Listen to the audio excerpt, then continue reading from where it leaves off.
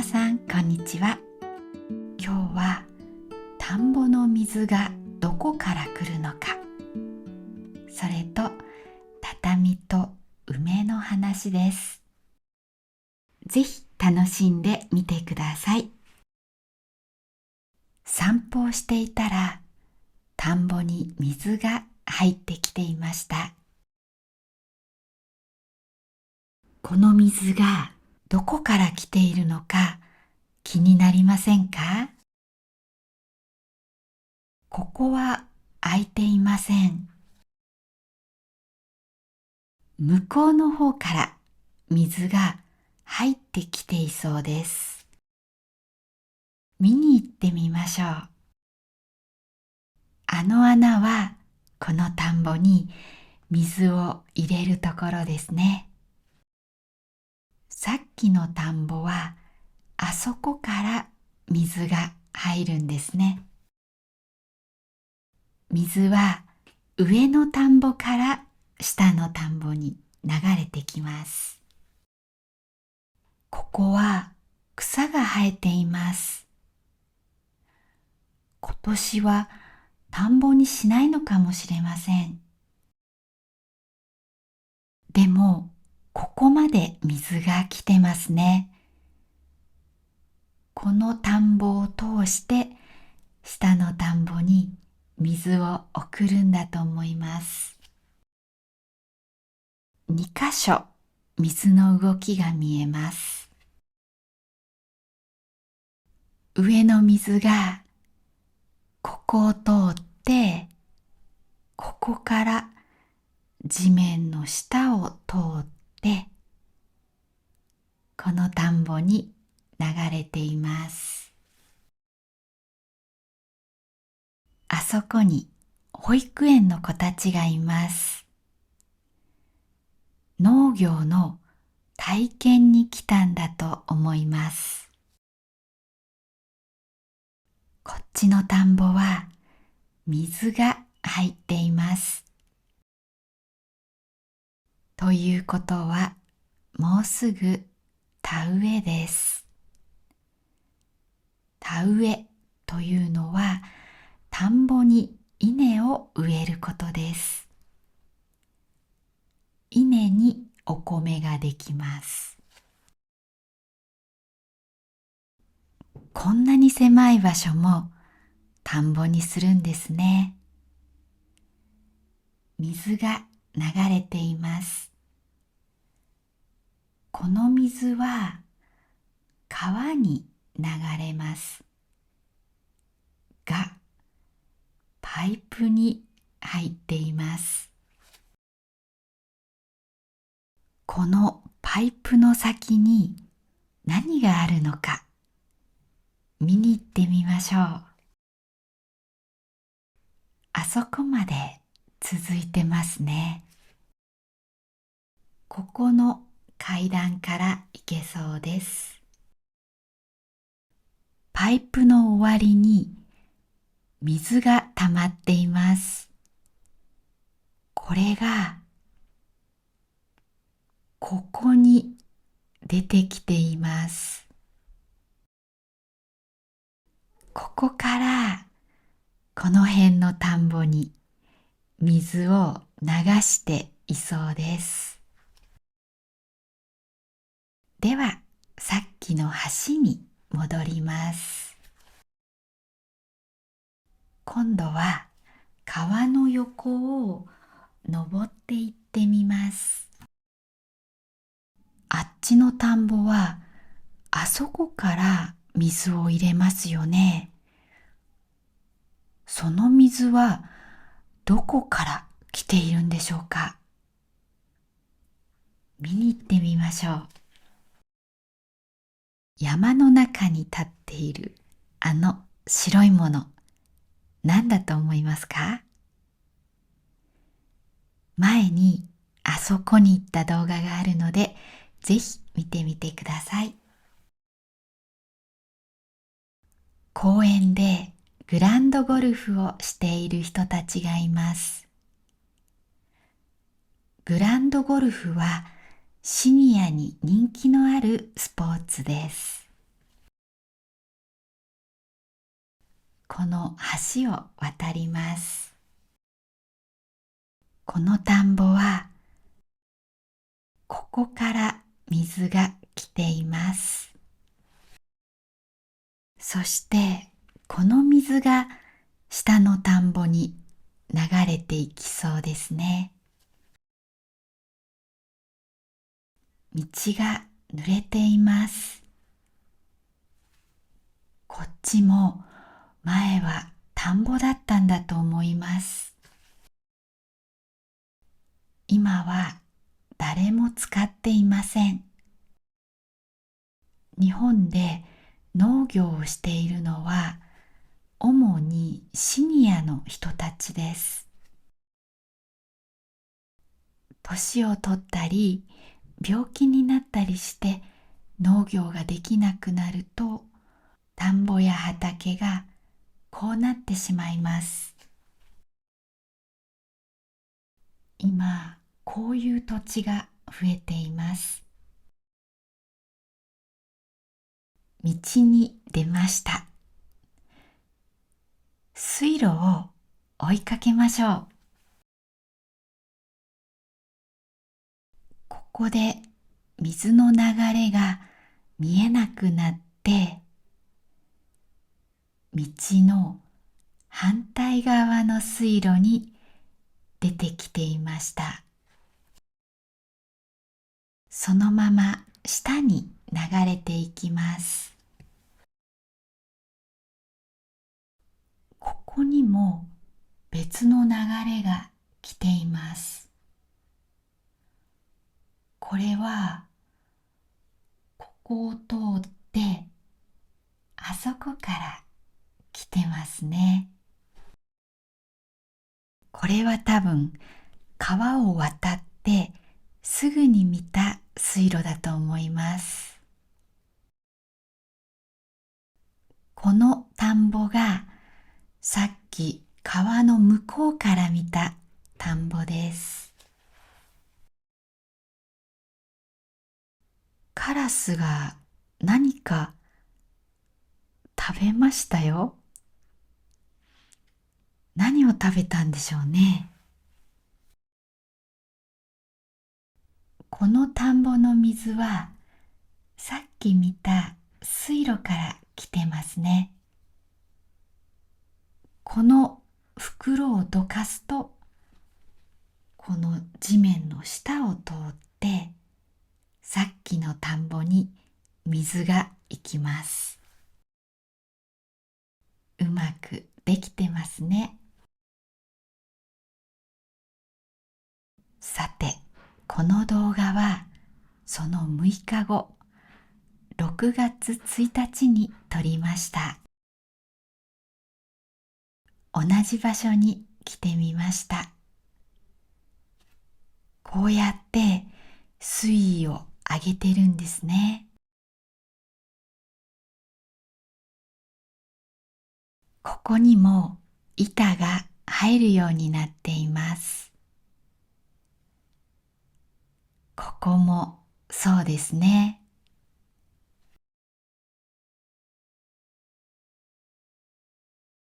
6日前より水の量が多いです。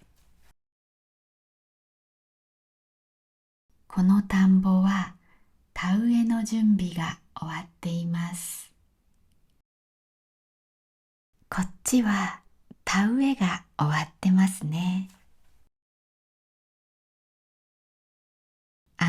小さい田んぼも田植えが終わってます。こっちの田んぼも田植えが終わってますね。田んぼに人がいます。機械で稲を植えた後、手で直しています。その次の日、6月2日、畳を張り替えてもらいます。これは子供が小さい時、カッターで切ったものです。こっちは猫が吐いた後です。この家に引っ越してきてから10年間、畳を変えていませんでした。これから畳屋さんが来ます。畳の表面とこの枠を新しいものにしてもらいます。畳屋さんが畳に印をつけています。畳があった場所を書いていたみたいです。畳のすぐ下は床です。この畳の下には穴があります。これは掘りごたつの穴です。掘りごたつにするとこうなります。下の枠の高さが畳の高さと同じです。この穴の中に暖かくするものを入れます。ただ、こたつはもう使わないので、中に入れてしまいます。その上に畳を置きます。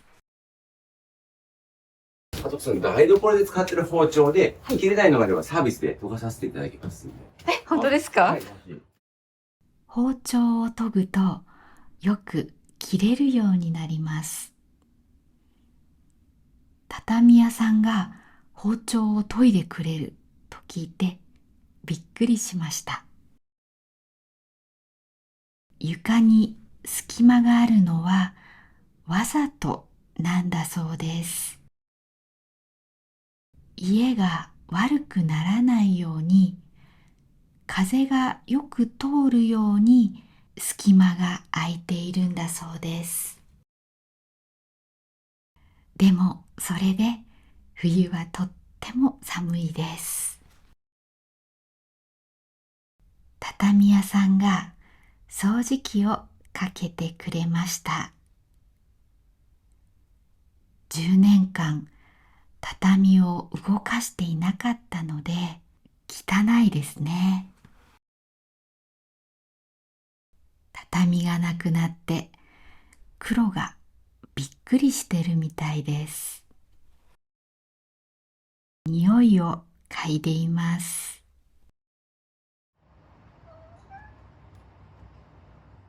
畳は午後きれいになって戻ってきます。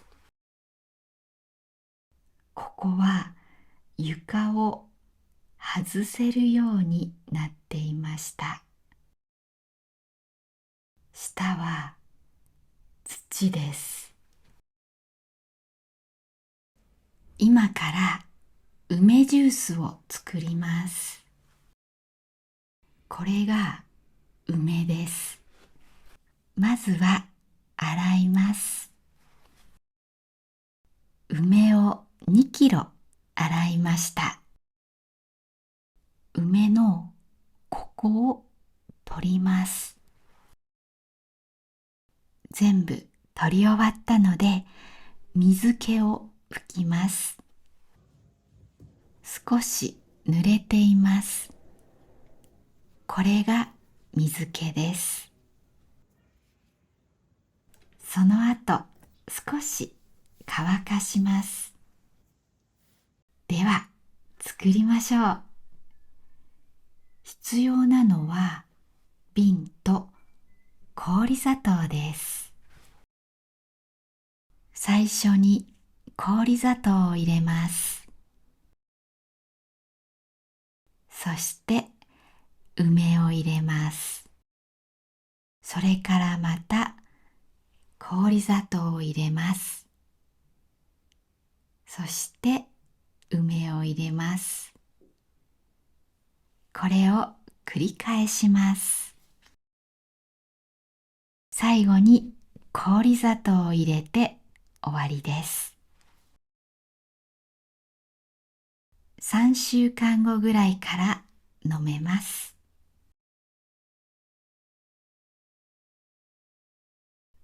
これは5日前に作ったものです。こうやって毎日振って混ぜます。夏にぴったりの飲み物です。夕方、畳がきれいになって戻ってきました。これは梅の花の模様です。